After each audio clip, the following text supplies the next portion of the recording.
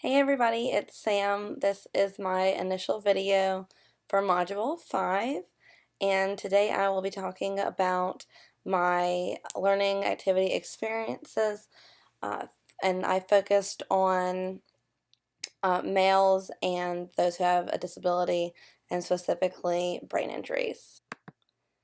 I am still in the process of working on finalizing my project, but right now I have done an interview on a professional that used to work at the clubhouse that I worked with when I first worked with them outside of college.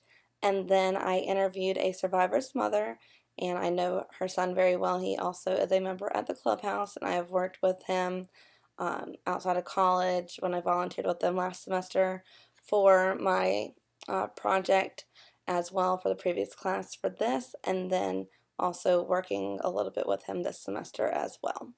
Then I have attended a support group, then I'll go a little bit more detail with that.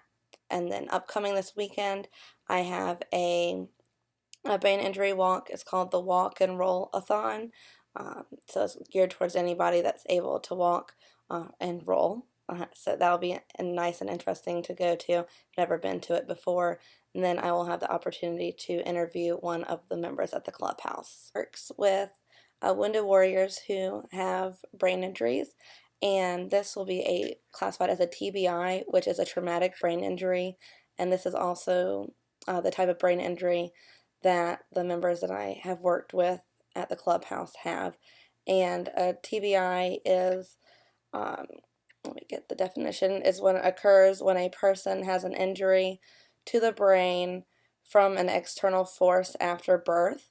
And some examples could be an accident, a fall, and a car crash.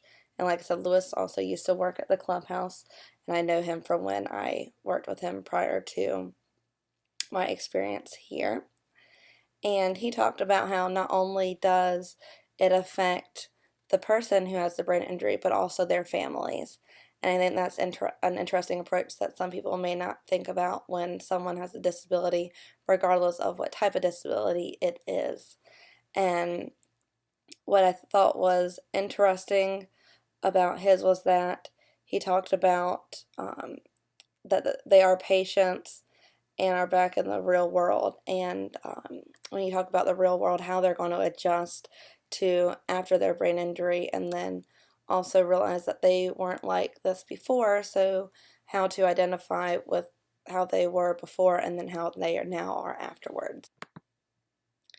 For my second interview, I interviewed a survivor's mom, and we talked about what it's like how life is now, and we talked about how um, independence is a big issue because her son is not able to do what he was, and his story is that he had a bike accident.